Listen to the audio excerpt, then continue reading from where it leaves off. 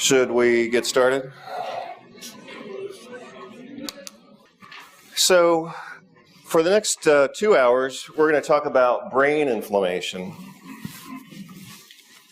And I don't have a lot of slides on this topic, and that's because what I want to do is focus on the diagrams that I have.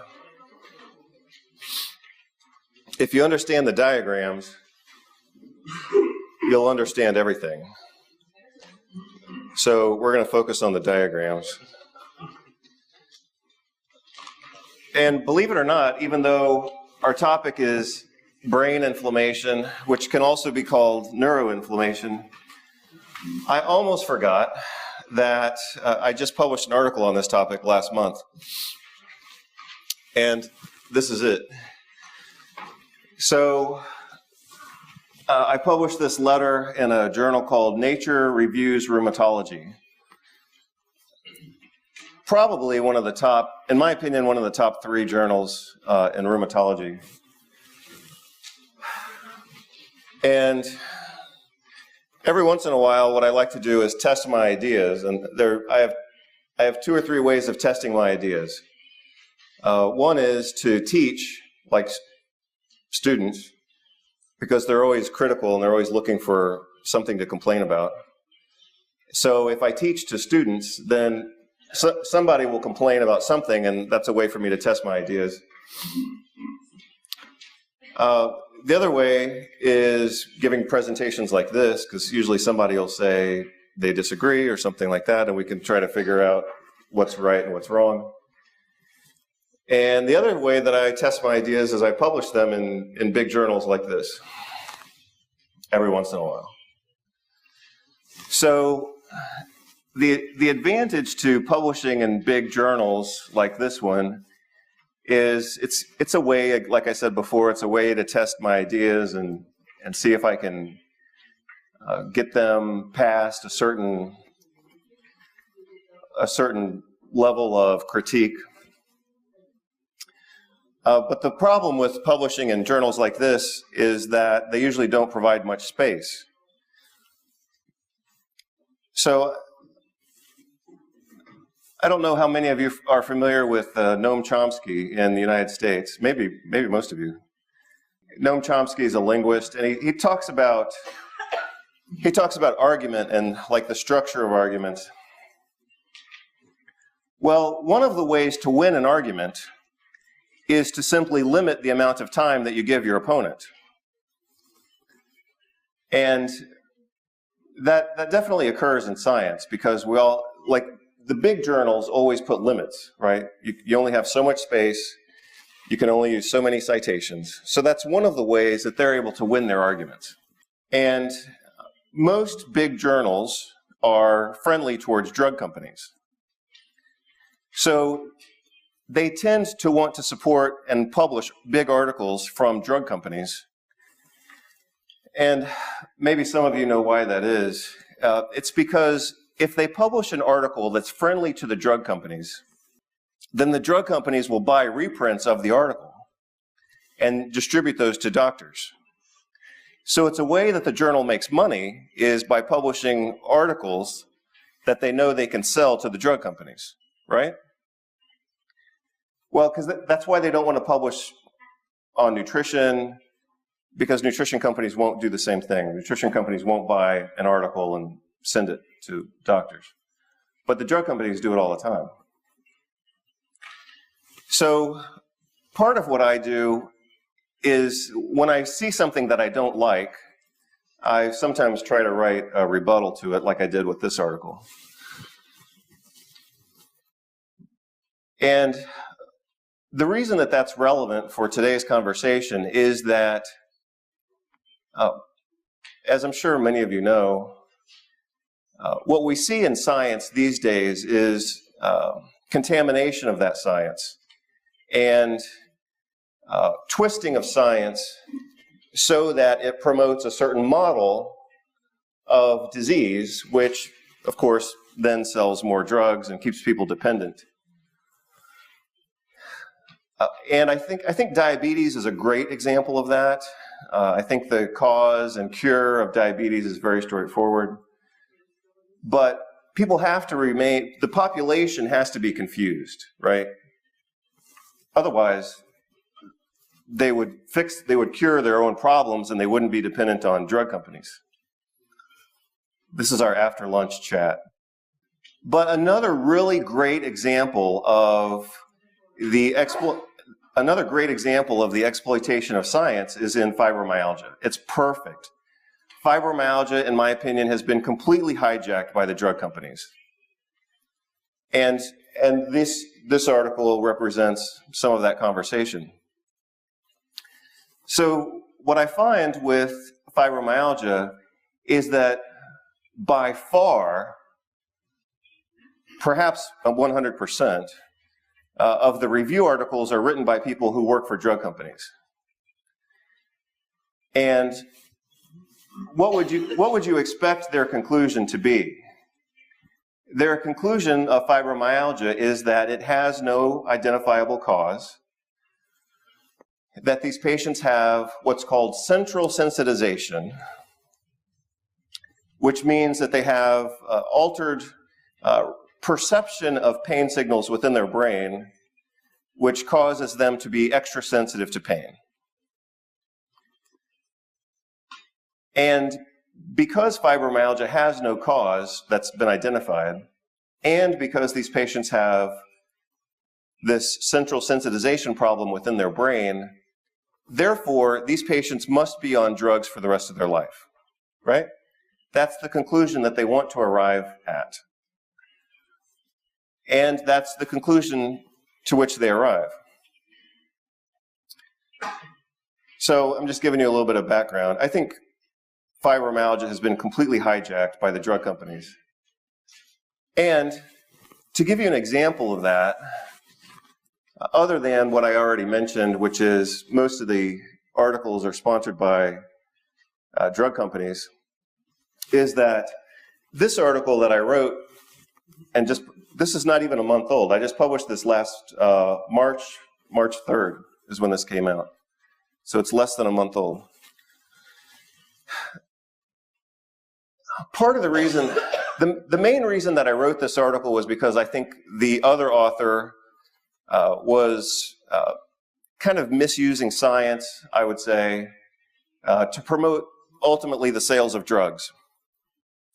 However, I'm just going to share with you something that happened kind of behind the scenes.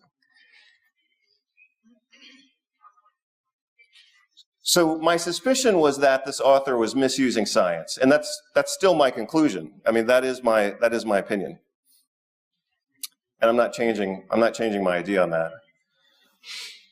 But the question that arose for me was, why would this guy do that? Because, for example, he says he has no conflict of interest.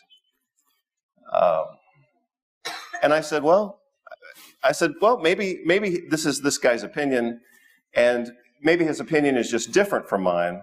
But that doesn't make it wrong, of course. Even though I think he's wrong, maybe he's not.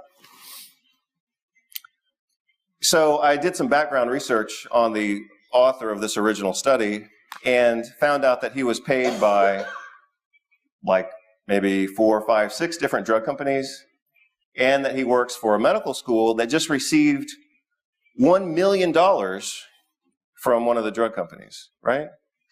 So I found that to be a pretty strong conflict of interest that was not reported. Perhaps it wasn't reported to the journal, but then I reported it to the journal and they still didn't publish it. So then they're obviously involved in keeping that quiet as well. So anyway, that's my introduction to fibromyalgia, and now we'll get into some of the details. But like I said, I had almost forgotten that I published this, even though it was just last month. But this is basically what we're talking about today.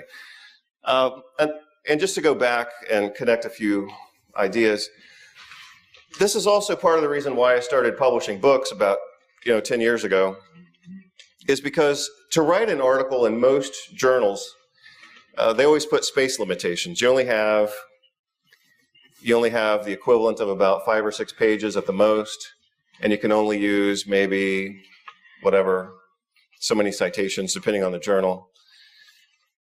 And that's why I published my big books, is because I need more space to build my argument and talk about treatment approaches as well. What Noam Chomsky says, I referred to him just a moment ago. What he says is that the way the system wins, the way the system wins the argument, is they limit the rebuttals, and they frame the conversation, and they repeat the same thing over and over again. So anybody who wants to come along and say something new is seen as completely radical, right? So let's get radical. That's the situation. So we're going to talk about brain inflammation. This comes from chapter 5 of the book. I think maybe I don't know if everybody's had a chance to see it. Maybe we can pass it around if you want. Like I said, I've got 3 copies of the new book. I've got 1 copy of last year's version. It's on Amazon.com. If you want to get it on Amazon, it's $250 US. On my website, it's $170, and I've got a couple of copies here that I just want to not carry around, so we'll let those go at a discount. But anyway, I've published this a couple of times. I've published it recently in a book called Brain Inflammation. But again, it's from chapter 5 of the big book here. So let's talk about how to approach this topic. So I just made this up the other day. This might be new. I don't know if you have this in your notes. But these questions are: what is it? When does it happen? And why does it keep happening? Assuming that it's real, how does it continue? And then how do we treat it? So I think those are reasonable questions. First question is it real? The answer, of course, is yes, it's very real. So what I call brain inflammation, because it's easy to understand, is also called neuroinflammation, as you just saw in my article. We see this in patients who have brain injury, any type of illness or infection or vaccination or immune response. So let's talk about that. So one of the things that I want everybody to understand is that every time you're working with a patient who has like systemic inflammation, rheumatoid arthritis, lupus, but also diabetes, anytime you're working with a patient who has any type of inflammation, they're also experiencing brain inflammation. So people can have brain inflammation without systemic inflammation, but anybody who has systemic inflammation also has brain inflammation. And that also happens when people are sick. That's why you see change in behavior when people are sick. It's called sickness behavior. And so what is sickness behavior? Fatigue, depression, change in sleep, and usually either eating more or eating less. So change in sleep and change in eating behavior. People also, when they're sick, tend to become unsocial, so they want to be alone. They typically have no interest in fun activities or sexual pursuits. But definitely fatigue, depression, maybe a little bit of an anxiety. So that's called sickness behavior, and it's a reflection of brain inflammation. And the other thing that I want to mention, so I've already said that people who have systemic inflammation have brain inflammation. The same thing is true when people have any type of infection. They have systemic inflammation, it changes brain behavior, it changes brain function. We call that sickness behavior. But another point that I want to make, based on at least 2 studies that have been published, very basic studies, is that when people get vaccinated, they also have brain inflammation. Now, for some people, they get vaccinated and they just feel sick for a few days, and then they're fine afterwards. But I'm sure you've heard of people who get vaccinated and they develop an acute or chronic encephalitis. Their brain is inflamed for weeks, months, or years, right? Everybody's heard of that? Well, I think what we're talking about right now actually helps to explain that phenomenon. So, for example, you all heard of the controversy connecting vaccinations with autism, right? I think that that association is very difficult to understand unless we understand brain inflammation. So we'll talk about that more. It's actually not a major point, but it's an important point.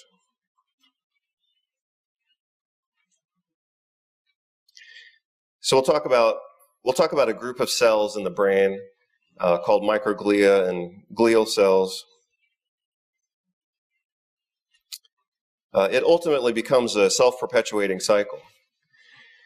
So, for example, if people have brain injury when they're kids, like in their teens, let's say somebody gets in a car accident when they're 20 years old and they have a brain injury. 40 years later, they're more likely to develop Alzheimer's disease, right? The data on that's quite clear. So why would that be? You know, because a lot of times we're taught that Alzheimer's is like a genetic disease, it kind of runs in the family, something like that. Well, if that's true, then why would head injury increase the risk of mild head injury? Why would head injury increase the risk of Alzheimer's?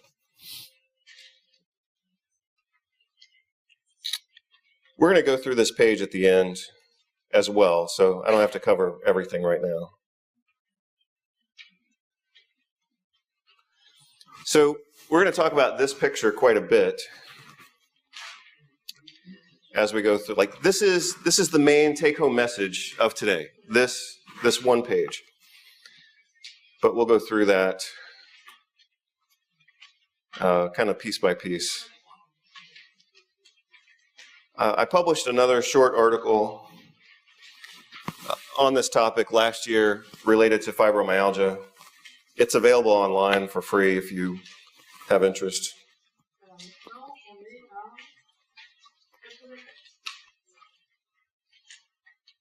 So let's just look at some numbers related to migraine and fibromyalgia.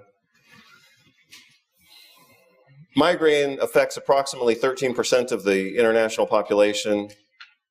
Fibromyalgia affects about 2% of the population. That's actually a lot of people, you know. So if you understand how to treat these conditions, I assume that most of you are in clinical practice, either as doctors or nutritionists. So this is a lot of people. I mean, you could basically run your practice only seeing these conditions.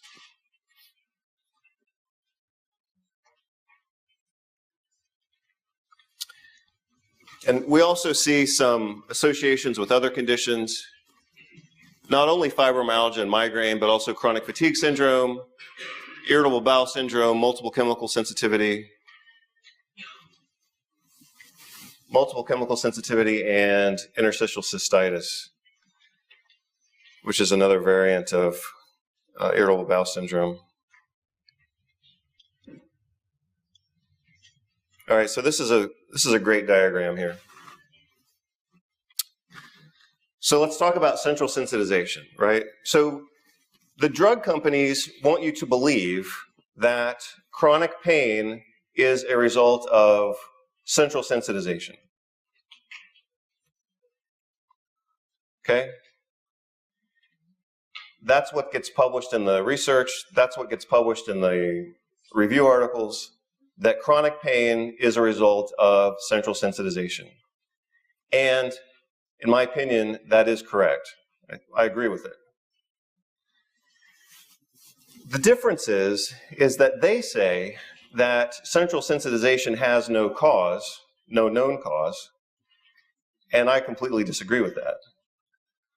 So we're starting from the same idea that chronic pain is caused by central sensitization. And chronic pain in this context means fibromyalgia, migraine headaches, the pain of lupus or rheumatoid arthritis, for example, psoriasis. So this covers a lot of different conditions. I think we all agree, we people who look at this stuff in the medical research, I think we all agree that these patients have central sensitization. The difference is, I think we should treat this with nutrition, and they think you should treat this with drugs. The difference is that my nutrition protocol works better than their drugs. So I think it's better. So let's talk about central sensitization. First of all, no one can make sense of the term central sensitization, right? There's no inherent logic in that phrase other than it just means people have a brain that's sensitive to pain. But you can't do anything about it, right? There's no action. And